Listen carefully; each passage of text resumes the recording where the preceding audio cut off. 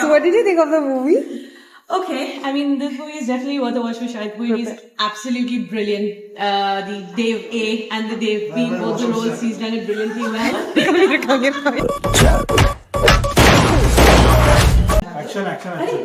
Action. Auntie, कैसे थी? ठीक थी. Too long. Too long. Yeah, the Bollywood. I was wearing so tight pants. Dude, That is my question I will as tell well. you, his ass look Chummeshwari. I will be honest on that. उसका पिछवाड़ा देखा है भाई को. So that's it, guys. That's what my friends thought about the movie Deva. So how many stars are you giving it? 3.5. 5? Okay, Maharashtrian gives it 5. 3.5 for sure. Mangalorean gives it 3.5 and the Mallu gives it 2. Amchi Mumbai. Okay, guys. I hope you guys will watch this review and let me know what you think in the comments below. Hello, everybody. Welcome to Tanu's Cine Bites. ഇന്നലെ രാത്രി ഞാൻ പോയി ദേവ cinema കണ്ട എന്റെ ഫ്രണ്ട്സിന്റെ കൂടെ. അപ്പൊ അവന്റെ എല്ലാ അഭിപ്രായം ഞാൻ ആദ്യമേ ക്ലിപ്പിലിട്ട് നിങ്ങൾ അത് കണ്ടല്ലോ. അപ്പൊ എന്റെ അഭിപ്രായം എന്താണെന്ന് ചോദിച്ചാൽ ഫസ്റ്റ് ആൻഡ് ഫോർമോസ്റ്റ് നമ്മൾ ഡിസ്കസ് ചെയ്യേണ്ട കാര്യം ദേവ കോപ്പി പേസ്റ്റ് ആണോ മുംബൈ പോലീസിന്റെ. സത്യം പറഞ്ഞാൽ കോപ്പി പേസ്റ്റ് അല്ല 100%, എന്നാൽ പോലും more than 50% of the movie is hugely inspired by Mumbai Police. അവന്റെ ക്യാരക്ടറൈസേഷനും ആ ഒരു ക്രൈം സ്റ്റോറി എടുത്താണ് ഈ സിനിമയും ചെയ്തിരിക്കുന്നത്. അപ്പോൾ എനിക്ക് ഫീൽ ചെയ്യുന്നത് റോഷൻ ആൻഡ്രൂസ് ആൻഡ് ഷാഹിദ് കപൂർ വളരെ ക്ലിയർലി ആദ്യമേ ആൾക്കാരോട് പറയണമായിരുന്നു ഈ സിനിമ is inspired by Mumbai Police. അവരത് ചെയ്തിരുന്നെങ്കിൽ ഈ സിനിമയ്ക്ക് കുറച്ചും കൂടെ ഒരു ഒത്തന്റിസിറ്റി ഫീൽ ചെയ്തേനെ. ആ ഒരു കാര്യം വളരെ ഓബ്വിയസ് ആണ്. അപ്പൊ അതിനെപ്പറ്റി കള്ളം പറയേണ്ട ഒരു കാര്യവും ഇല്ലായിരുന്നു. കാരണം I know they wanted to not be called as a remake. അത് ഹ്യൂജ്ലി ഇൻസ്പയർഡ് ആണെന്ന് പറഞ്ഞ് ചെയ്യാമായിരുന്നു. Which would have been more authentic for the audience. Now, keeping aside the Mumbai police copy-paste factor, Deva as a movie standalone എടുത്ത് നോക്കുവാണെങ്കിൽ actually it was A good movie.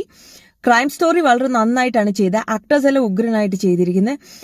Mumbai police ഒരു direct focus on the crime ആയിരുന്നെങ്കിൽ ഇതിനകത്ത് ഏറ്റവും കൂടുതൽ focus ദേവ എന്ന character Shahid കപൂറിന്റെ ക്യാരക്ടറിനാണ്.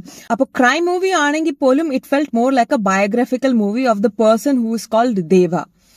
പിന്നെ of course Bollywood സിനിമ ആയതുകൊണ്ട് ബോളിവുഡ് ഓഡിയൻസിന്റെ പാലറ്റ് മലയാളി ഓഡിയൻസിൽ നിന്നും ഡിഫറെന്റ് ആയത് കാരണം ഇത് കുറച്ചും കൂടെ മാസി ആയിട്ടാണ് ഉണ്ടാക്കിയിരിക്കുന്നത്.